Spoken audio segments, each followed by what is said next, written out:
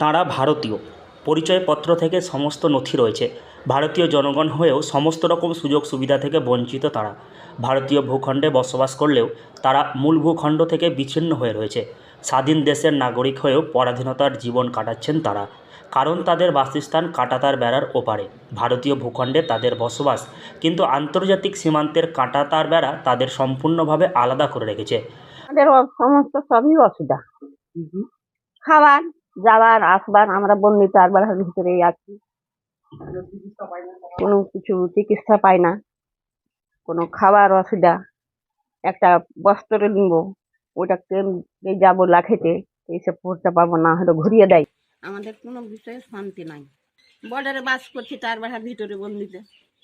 আমাদের টাইম না হলে তো উপর যেতে পারছি না, অসুখ বিসুখ হয়ে গেলে আমাদের থেকে যেতে হয়।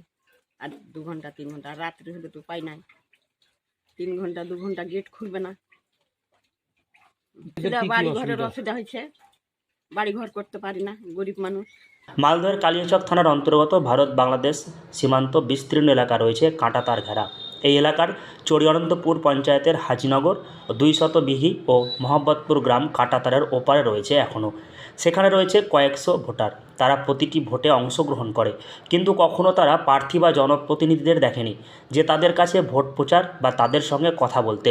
তারা কখনও তাদের সুবিধা অসুবিধার কথা তুলে ধরতে পারেনি কারো কাছে। প্রতিদিন বিএসএফ গেট খুললে এপারে এসে পানীয় জল, রুজি রোজগার করেন তারা। কাঁটাতারের ওপরে গ্রামগুলির বাসিন্দারা আজও নিজ ভূমে পরবাসী হয়ে রয়েছেন। ছাদ হতো, প্রধানমন্ত্রী আবাস যোজনা একটা সরকারি স্কিম, কিন্তু এরা পেলেন না কেন?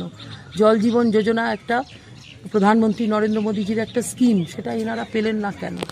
যদি সেবার ভাব নিয়ে আমরা অ্যাডমিনিস্ট্রেশনকে চালাই তাহলে তারা পেতেন। এবং গরিব কল্যাণ, যেটা আমরা অন্তোদয়ের কথা বারবার বলছি, আজকে 80 কোটি দেশের মানুষ তারা ফ্রি রেশন পাচ্ছেন, কিন্তু এনাদের কথা আমরা ভাবলাম না কেন? তো আমরা যদি আমাদের প্রশাসনিক পরিকাঠামো সেটা যদি সেবা সুশাসনের মধ্যে রাখি, তাহলে এই ধরনের নেগলেক্ট এবং ডেপ্রিভেশন কোথাও হবে না। স্বাধীন ভারতের নাগরিক হয়েও দুই দেশের সীমান্ত কাঁটাতার প্রায় 300টি পরিবারকে পরাধীন করে রেখেছে। কার্যত বন্দি জীবনযাপন করছেন সীমান্ত কাঁটাতারের ওপারে 300টি পরিবার। গ্রামে একসময় বসবাস করতেন প্রায় 1000-এরও বেশি পরিবার, কিন্তু সীমান্তের কাঁটাতার দেওয়ার পর আর্থিকভাবে সচ্ছল পরিবার এপারে চলে এসেছে, কিন্তু আজও আর্থিকভাবে দুর্বল প্রায় 300টি পরিবার রয়ে গেছে কাঁটাতারের ওপারে। দেখুন, উনি তো নিজেকে খুব বড় বড় ভাবেন এবং বড় বড় কথা বলেন।